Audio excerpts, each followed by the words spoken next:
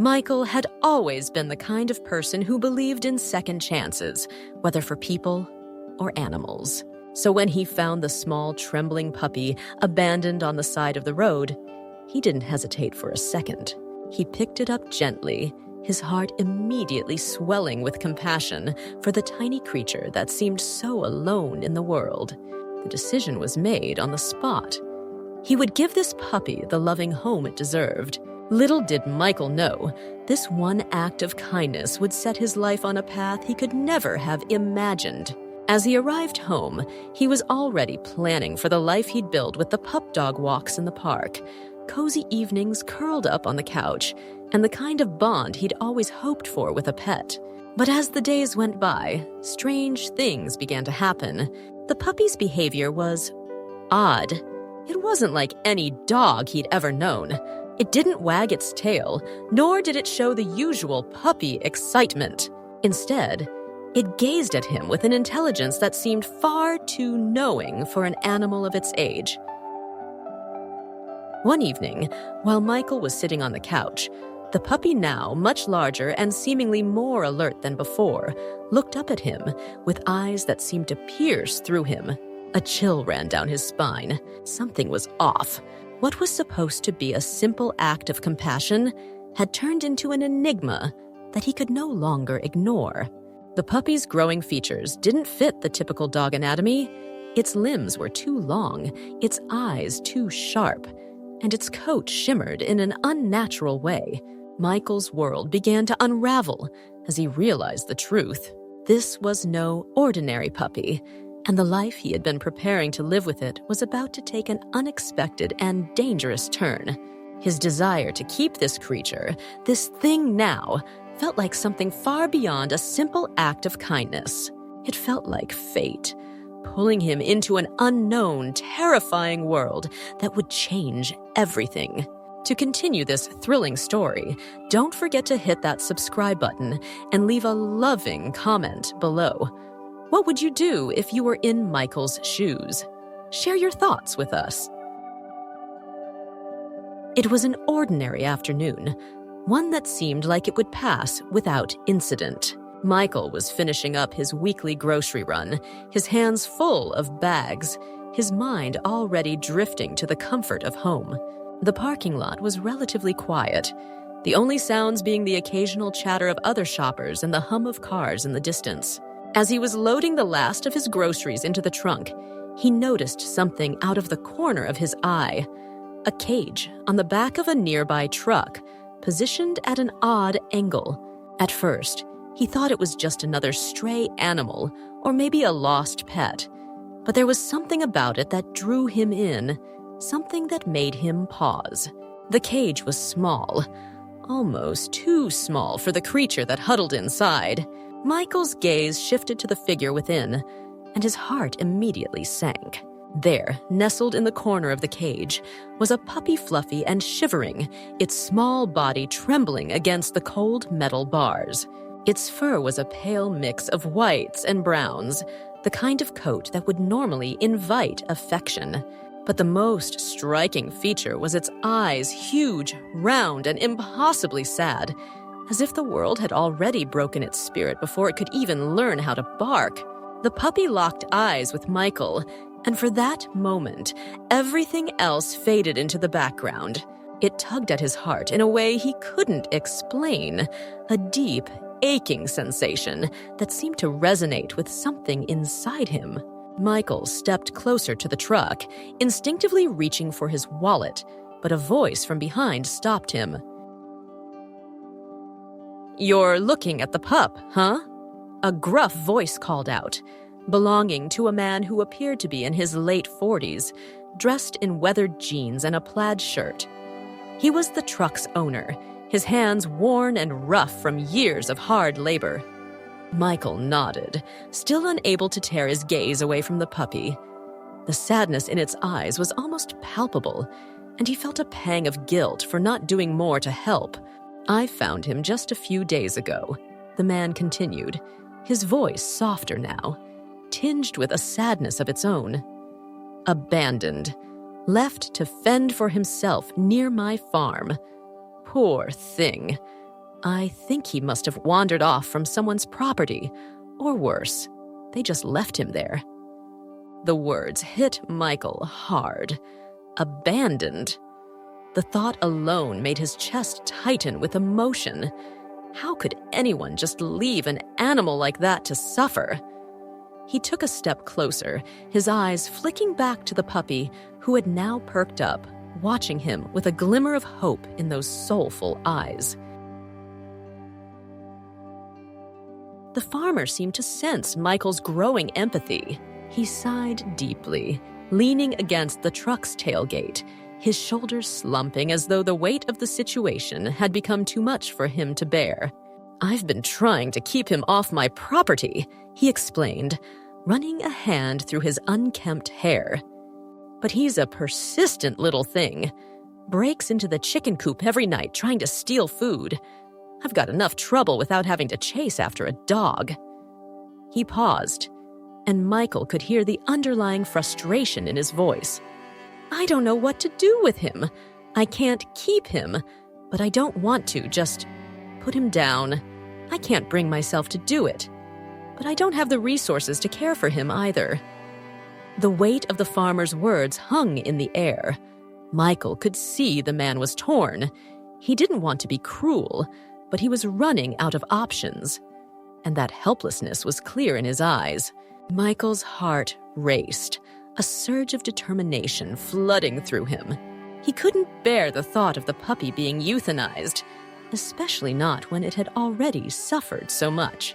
He looked back at the puppy, its eyes pleading with him now, as if it sensed the crossroads it faced. Michael knew the decision was his to make, but the thought of taking on such a responsibility of opening his home to a creature so vulnerable, so desperately in need, was overwhelming.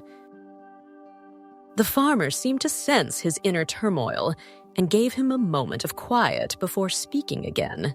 "Look," he said, rubbing his chin, "I know it's a lot to ask, but if you're willing to take him, I'll make sure he's up to date on all his shots. I just can't keep him here, and I can't bear the thought of sending him to the pound." The man paused, a flicker of hope in his tired eyes. "Maybe you can give him the life he deserves. Give him a home." Michael stood there, torn between the weight of the responsibility and the intense pull in his chest, the undeniable bond forming between him and the puppy. Could he really take on the responsibility of another life? Was he ready for the challenges that came with adopting a stray, especially one with a history of trouble? He glanced back at the puppy, whose tail had started to wag slightly, as if sensing the shift in the air. In that moment, Michael knew that his life was about to change in a way he never expected. The connection he felt with this small, abandoned animal was something deep, something he couldn't turn away from. He took a deep breath, squared his shoulders, and made his decision. "I'll take him," Michael said, his voice steady but filled with emotion. "I'll give him a home." The farmer's face softened, and he gave a small nod of approval, as though a heavy burden had been lifted from his shoulders. "I think you're making the right choice," he said. "Take good care of him." As Michael turned to load the puppy into his car, he could feel a mixture of hope and trepidation swirling inside him. He had just committed to a new chapter in his life, one that would bring both joy and challenges. But he knew one thing for certain. He couldn't walk away from this little creature who had already carved a space in his heart. He settled the puppy gently in the back seat, its small body curling up into a ball of fluff as it sighed contentedly. Michael started the car, glancing at the puppy one last time, knowing that whatever lay ahead, they would face it together. It was the beginning of a journey neither of them had expected, but one that would change their lives forever. As Michael drove away, happy, he had decided to call the puppy that instinctively, for the way it seemed to find joy in the smallest things, curled up in the passenger seat. He was unsure of what the future would hold, but in that moment, Michael knew something fundamental had shifted within him. He wasn't just rescuing a dog. He was opening his heart to a companion, a little life that would require him to give of himself in ways he hadn't imagined.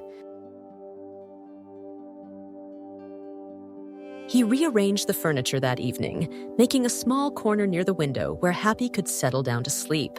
Michael had no idea how he was going to handle the challenges of puppy parenthood in an apartment, but he was determined. He was prepared to wake up early for walks, to adjust his work schedule to accommodate his new responsibility, and to teach Happy everything he needed to know. The puppy's boundless energy, his innocent curiosity about the world, became a source of joy that filled the space in ways Michael hadn't thought possible. Each night, as Michael settled into bed, Happy would curl up at the foot of it, content in the warmth of his new home. And every morning, when Michael awoke, he was met with a wagging tail and a pair of hopeful eyes that seemed to say, "This is it. This is where I belong." The bond between them grew stronger with each passing day, as if the universe had conspired to bring them together when they both needed it most. Michael's decision to adopt Happy had seemed impulsive at first, but it quickly became clear that it wasn't just the right decision. It was the decision that would change everything. Happy, with his joyful spirit and unwavering trust, had transformed Michael's life. Together, they would face the unknown, carving a path of love and companionship through the chaos of the world. And no matter the challenges that lay ahead, Michael knew one thing for certain: he wouldn't have it any other way. As the days passed, Michael's bond with Happy deepened in ways that were both heartwarming and puzzling. From the very beginning, Happy had been unlike any puppy Michael had ever known. At first glance, he was every bit the playful, affectionate dog, eager for attention and quick to share his joy through wagging tails and excited barks. But it wasn't long before Michael began to notice something different. Something that didn't quite add up with the typical behavior of a dog. Happy was a bundle of energy. Every morning, without fail, he would leap out of bed, eager to begin the day. His paws would tap energetically against the hardwood floors as he bounded from one end of the apartment to the other, his eyes sparkling with enthusiasm. Michael had grown used to this whirlwind of playfulness, the puppy's infectious spirit filling every room. Yet, at the same time, there was an uncanny calm to him as well. After a session of wild running and chasing imaginary squirrels, Happy would settle down in an almost meditative state. He would curl up on the couch, resting his head in Michael's lap, his breathing slow and deep, almost as if he were contemplating something far beyond the understanding of any ordinary animal. It was this balance and energetic exuberance, followed by moments of eerie stillness, that first made Michael pause and wonder what was truly going on. It wasn't that Happy wasn't a good dog. On the contrary, he was incredibly intelligent, picking up commands with ease and showing a level of understanding that far surpassed that of a typical puppy. But there was something undeniably unusual about him, a quiet mystery that Michael couldn't ignore. As the weeks went by, Happy's physical growth began to mirror his strange behavior. He grew at an alarming rate, far beyond what was normal for a dog of his age. By the time he reached 3 months, he was already as large as a fully grown retriever. His paws were massive, his limbs long and sleek, and his coat, a smooth, shimmering mix of white and gold, seemed to shimmer in the sunlight, almost unnatural in its luster. At first, Michael chalked it up to good nutrition and genetics, thinking perhaps Happy had inherited the traits of a larger breed. But as the weeks passed, Happy's size continued to grow at a pace that was impossible to explain. His legs stretched out, making it difficult for him to navigate the small apartment without bumping into furniture. His body became long and lithe, more akin to a creature from another world than any dog Michael had ever seen. And with each new growth spurt, Michael couldn't shake the nagging feeling that something wasn't quite right. Happy's energy level also became harder to manage. The simple walks around the block, which had once been sufficient to tire him out, no longer seemed to be enough. Happy had an insatiable need for exercise. He would pace endlessly, seeking out new places to run, new challenges to overcome. At first, Michael enjoyed taking him to the park, where Happy would sprint across the open field, chasing after frisbees and balls with unrelenting enthusiasm. But soon it became clear that Happy wasn't just an energetic puppy. He had an almost unnatural endurance. After hours of play, when other dogs were ready to collapse in exhaustion, Happy would still be bounding around, his eyes wild with excitement, as though he could run forever. It was around this time that Michael began to question what he really knew about Happy. What was causing this strange, rapid growth? Dogs didn't grow like this. Not in such a short time, not in such an erratic manner. Michael had tried to ask the farmer who had originally found Happy, but the man had been vague at best, offering only the barest details about the puppy's past. All he knew was that Happy had been abandoned near his farm, left alone with nothing but hunger and fear to guide him. The farmer had been quick to offer Michael the dog, but never once had he mentioned anything about Happy's unusual traits. That's when the first seed of doubt was planted in Michael's mind. What if Happy wasn't a dog at all? What if there was something more to his story, something far beyond the ordinary? Michael couldn't ignore the feeling that something deep within Happy was different, something that didn't belong to any known breed of dog.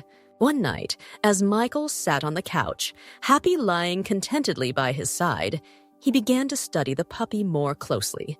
There was something about his eyes, those deep, almost human eyes, that unsettled Michael. They were wise beyond their years, filled with an intelligence that didn't quite match the playful nature of a young pup. His ears twitched every time Michael moved, his gaze unwavering, as if he could understand every word. It was as though Happy had a depth to him that was not found in any typical pet.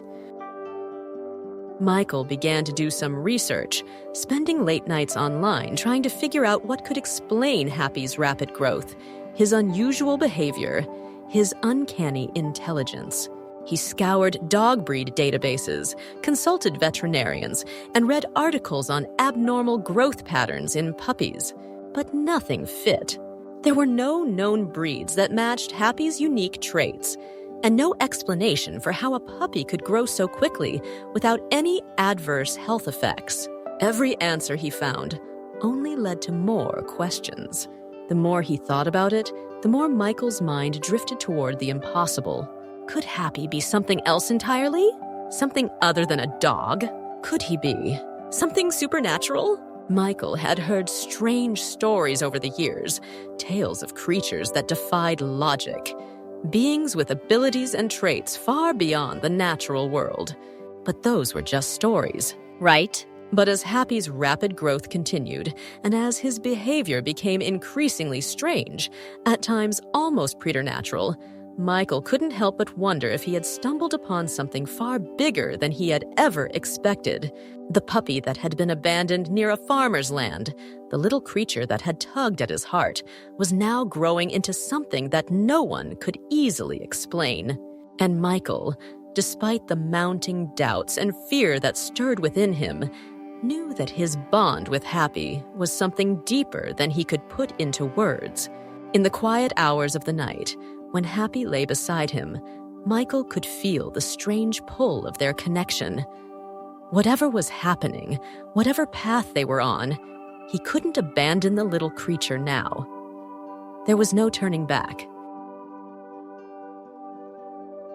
Michael had always prided himself on being a responsible pet owner, but as Happy continued to grow at an alarming rate, he found himself plagued by questions that had no answers. The puppy had quickly transformed from a small, playful ball of fur into something much larger, something that didn't quite fit the image of a typical dog. His paws were massive, his coat sleek and thick, and his eyes held an intelligence far beyond what Michael had ever encountered in a pet. It wasn't that Happy wasn't loving or obedient, but with each passing day, it became harder to ignore the nagging feeling that he wasn't just a dog. After several months of raising Happy, Michael had reached a point where he could no longer deny the mounting doubts. The puppy's rapid growth had defied any natural explanation, and his behavior, though endearing, seemed far more predatory than playful at times. Happy had an insatiable need to run, to roam, and he was more at home in the wild expanses of nature than in the confines of an apartment. Michael knew something had to be done, if only to put his own mind at ease. So, after much deliberation, he decided it was time to take Happy to the vet. The thought of facing the truth, of finally confirming what he had feared, was a heavy burden, but Michael was determined to get to the bottom of it. He found a well-regarded veterinarian in town, one known for working with exotic animals. If there was any chance of uncovering what made Happy so unusual, this was the place to go. He called to make an appointment, and within a few days, Michael found himself walking through the clinic's doors with Happy by his side. The vet, Dr. Porter, was a tall woman with an air of calm confidence, her years of experience evident in the way she moved with the animals. Happy, as always, was alert and curious, sniffing every corner of the sterile white walls with an intensity that seemed almost otherworldly.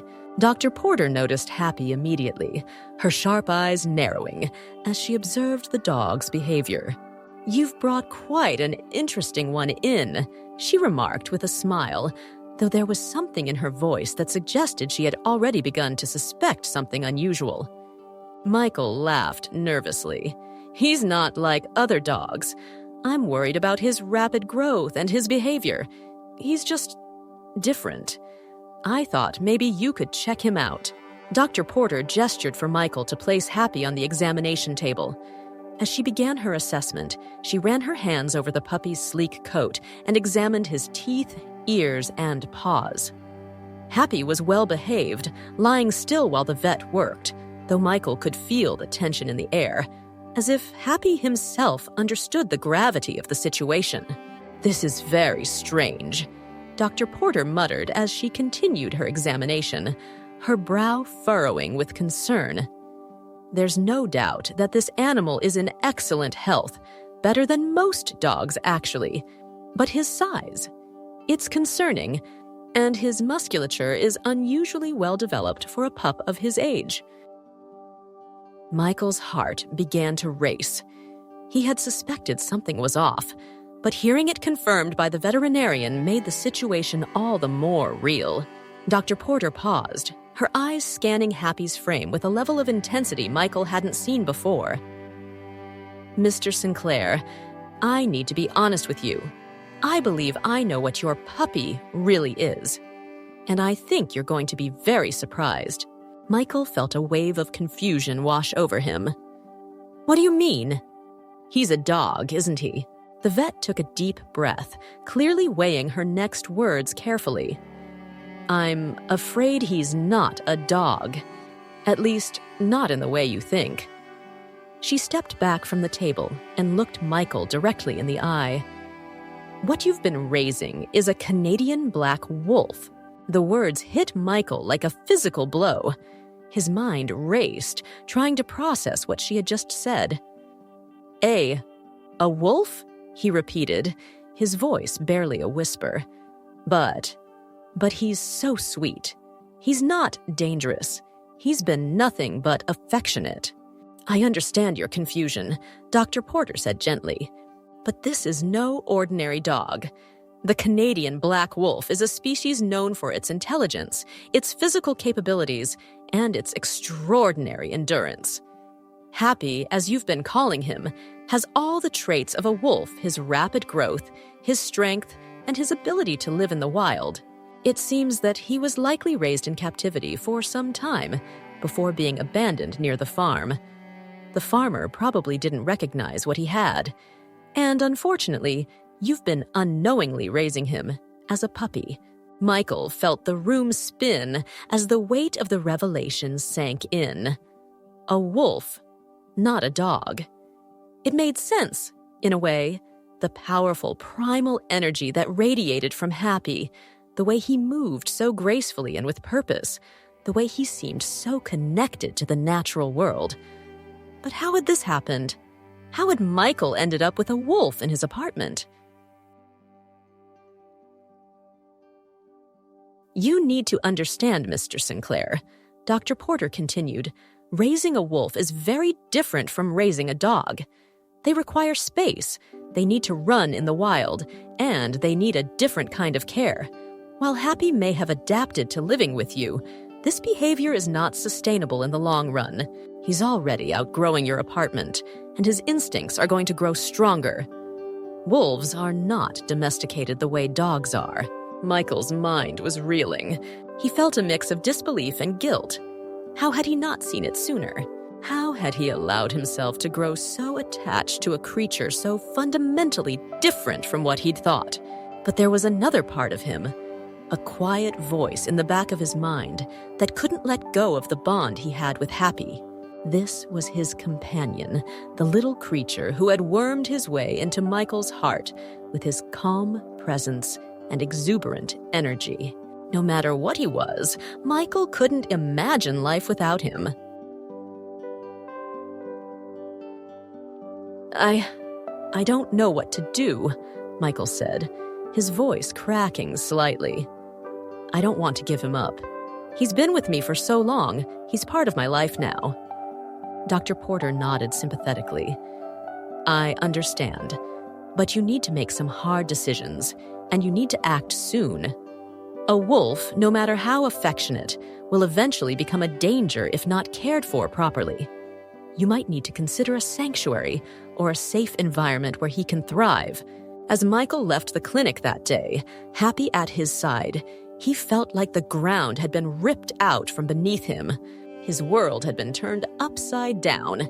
The puppy he had loved and cared for was no longer just a puppy. He was a wolf one with instincts and needs that Michael couldn't possibly meet in his apartment. But even as the reality of the situation set in, Michael couldn't bring himself to let go. He had raised Happy, had loved him, and now he was faced with the monumental task of deciding what to do next. Would he be able to provide the life Happy needed, or would he have to make the heart-wrenching choice to let him go? The truth had been revealed, but the hardest part was still to come. The revelation that Happy was not a dog, but a Canadian black wolf, set off a chain reaction of emotions in Michael that he hadn't anticipated. He had always prided himself on being a good, responsible pet owner, but now, faced with the stark reality of what Happy was, Michael realized that his world had shifted irreparably. The apartment he had so carefully arranged, the home where he had poured his energy into creating a safe haven for them both. It was no longer a suitable place for a creature as wild and powerful as a wolf. The first challenge, of course, was the legal implications. Wolves, even those raised in captivity, were not allowed as pets in most urban areas. Michael had never thought to look into the laws regarding exotic pets when he first brought Happy home. But now he knew that keeping a wolf in the city wasn't just irresponsible, it was illegal. The prospect of losing Happy, of being forced to give him up to a sanctuary or worse, filled Michael with dread. He had grown too attached, had seen the wolf's heart and mind in a way that few people ever would. But beyond the legalities, there was the reality of the environment. Wolves are wild animals by nature, no matter how domesticated they may seem. Their instincts are honed for survival in the wild, not for the confined spaces of an apartment. As Happy continued to grow and show more signs of his wild nature, Michael began to understand just how out of place he was in the city. The constant pacing, the endless need to run and explore. These were instincts that could not be satisfied in a tiny apartment with only short walks around the block. Happy needed freedom, a space where he could roam, hunt, and feel the earth beneath his paws. The weight of this realization was heavy, but it also sparked something in Michael a drive to do whatever it took to make things right. He couldn't give up on Happy, not when they had come this far. Michael knew he had to change his life completely and utterly in order to provide the space and care that Happy deserved. After weeks of researching and soul-searching, Michael made a decision that would alter the course of his life forever. He sold his house. The small, crowded city home where he had once found comfort was no longer his place. Instead, Michael bought a small plot of land on the outskirts of the city, an area surrounded by dense forest and wide open spaces, the perfect environment for a wolf to thrive. It wasn't an impulsive decision. It was one born from necessity, from love and commitment to the animal who had become his family. But it was also a massive life change, one that involved giving up the convenience and familiarity of city living for the uncertainty of building something entirely new. The plot of land he had purchased was just the beginning of a monumental project. Over the course of several months, Michael worked tirelessly to design and construct a sanctuary, a space tailored to Happy's needs. He made sure the enclosure would be large, with tall, reinforced fences that would give Happy the freedom to roam without risk of escape. There would be hidden nooks where he could retreat, a small pond where he could drink and cool off, and areas of dense brush where he could run undisturbed. Michael built the space with a deep understanding of Happy's wild nature, creating an environment where the wolf could live as close to his natural habitat as possible while still being cared for and loved. It wasn't just about the physical space, though. Michael knew that his life would have to change in ways he hadn't anticipated. No longer could he walk down the street with Happy on a leash or go to the local park. He would need to adjust his schedule, his lifestyle, and his daily routine to accommodate a creature that required much more than a simple walk around the block. But it didn't feel like a sacrifice. It felt like a calling. The more he worked on the property, the more he understood that this was the path he was meant to take. For Happy, for them. As the sanctuary began to take shape, so did Michael's new life. He had left behind the comforts of city living, the predictable rhythms of his old existence, and embraced the uncertainty of a future with a wild animal. There were still challenges, of course, getting the permits to build the sanctuary, dealing with the logistics of providing for a wolf instead of a dog, and figuring out how to balance his personal life with the enormous responsibility of caring for such a powerful creature. But every evening, when he saw Happy running freely through the open spaces, his fur rippling in the wind, Michael knew that it was all worth it. Happy, in all his wildness and unpredictability, had changed Michael's life in ways he never could have imagined. The man who had once lived a quiet, solitary existence in a small city apartment was now living a life in tune with nature, caring for an animal who was, in every sense, a force of nature himself. And though there were days of doubt, of frustration, and of fear, there were also moments of pure joy-like when Happy would nudge Michael with his nose, or when the two of them would sit together on a quiet evening, watching the stars and listening to the calls of the night.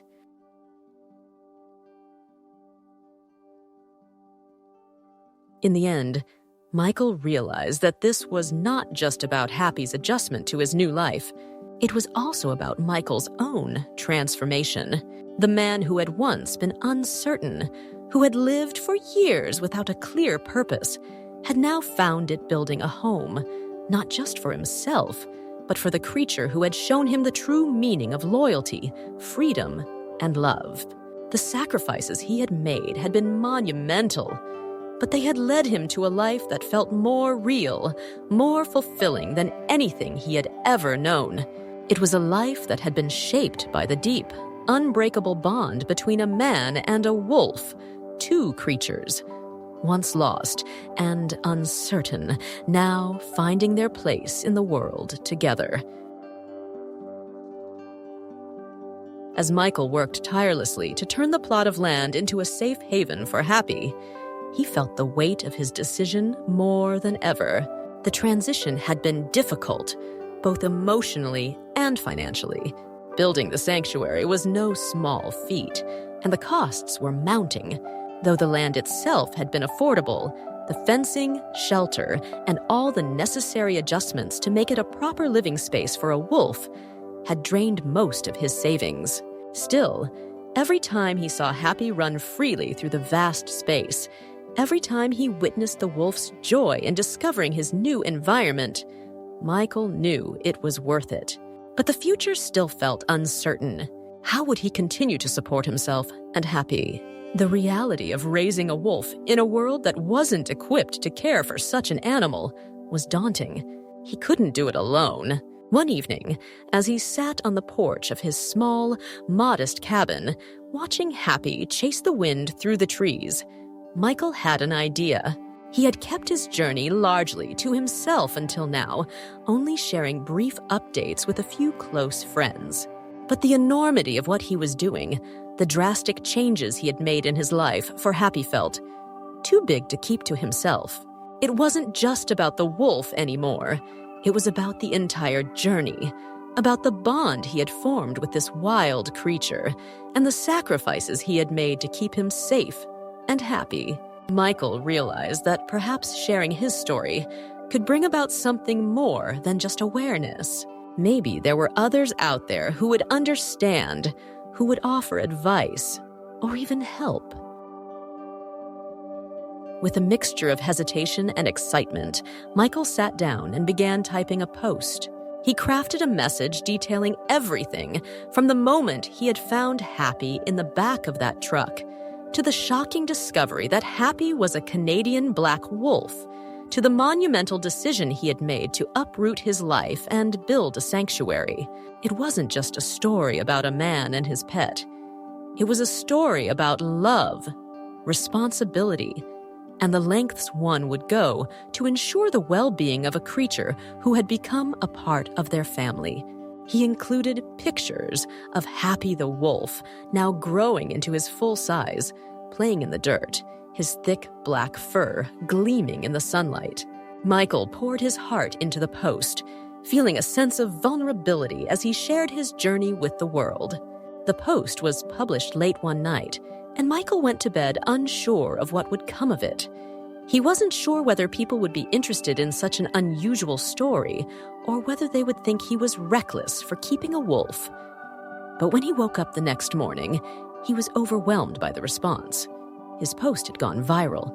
Comments poured in from every corner of the internet, from animal lovers to environmental advocates to everyday people simply touched by his story. At first, Michael had thought the reactions might be negative, people calling him irresponsible or foolish. Instead, the messages were overwhelmingly supportive. Strangers praised him for his dedication to Happy, for taking on such a monumental responsibility when most people would have turned away. They shared their own stories of raising unusual pets, of fighting for animals in need, and of living in tune with nature. Many offered advice on how to better care for Happy, while others offered words of encouragement. It was clear that Michael wasn't alone in this. There was an entire community rallying behind him, offering a sense of solidarity he had never expected. Then came the offers of financial support. Michael was stunned. Some people offered donations to help him finish building the sanctuary. Others contributed by offering materials or services they could provide. Landscaping, fencing, even the building of additional structures to accommodate Happy's needs. Within days, Michael found himself with enough support to not only finish the sanctuary, but to make further improvements that would make life even better for both him and the wolf. There was even a local wildlife sanctuary that offered their expertise in caring for large animals like wolves, willing to assist Michael in any way they could. What was even more surprising was the emotional support that came pouring in. Messages flooded in from people who were genuinely moved by Michael's journey. They told him how his story had inspired them, how it had touched something deep inside them, reminding them of the importance of compassion, responsibility, and perseverance. Some people shared how they had struggled with their own challenges, and how Michael's willingness to go to such lengths for Happy had given them hope. The outpouring of love and encouragement felt like a warm embrace, lifting Michael's spirits when he had needed it the most. One particularly moving message came from a wildlife biologist who had worked with wolves in the past. She praised Michael for his efforts and offered her guidance on creating a balanced, sustainable environment for Happy. "Wolves are beautiful, intelligent creatures," she wrote, "but they require a certain kind of care that goes beyond what most people can provide. I admire your dedication to making this work. If there's anything I can do to help, don't hesitate to reach out." This message, along with the others, reassured Michael that he wasn't in this alone. The kindness and support he had received from complete strangers felt like a force that was propelling him forward, reminding him that the community cared, that there was good in the world, and that what he was doing was meaningful. Over the next few weeks, Michael and Happy were able to finish the sanctuary with the help of the community. The property was transformed into a beautiful, functional space, an expansive area where Happy could explore freely, with enough room for him to feel like he was truly living the life he deserved. A large, reinforced enclosure had been constructed with both safety and comfort in mind, providing Happy with shelter from the elements and space to roam. Paths through the forest were cleared, and new features were added, including a small stream where Happy could drink and cool off during the warmer months. With the sanctuary now complete, Michael could finally breathe a sigh of relief. The financial support had ensured that he could continue to care for Happy without the constant stress of money weighing on him. The emotional support had given him the strength to persevere through the toughest times, and the guidance he had received from the community helped him create a proper, sustainable environment for the wolf. It was then that Michael realized just how much his journey had changed not only his life, but the lives of those who had followed along with his story. People had seen the bond between a man and a wolf, and they had responded with generosity, empathy, and hope. The journey had become something far bigger than just him and Happy. It has become a movement, a reminder that sometimes when you open your heart to the world opens its heart to you. And in the case of Michael and Happy, that was more than enough to build a future together.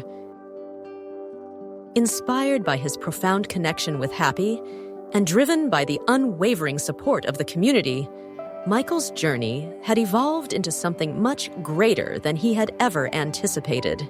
What began as a personal mission to care for an abandoned wolf had transformed into a larger calling, one that was rooted in a deep sense of responsibility, compassion, and a desire to make a lasting impact on the lives of wild animals in need.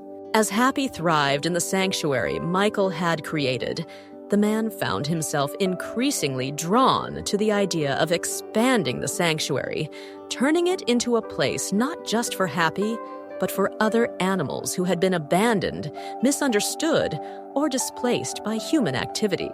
The idea of a sanctuary had always been there, lurking in the back of Michael's mind. But it was during quiet moments with Happy, when the wolf would sit by his side, gazing out into the open space, that Michael realized how important it was to provide a refuge for other creatures.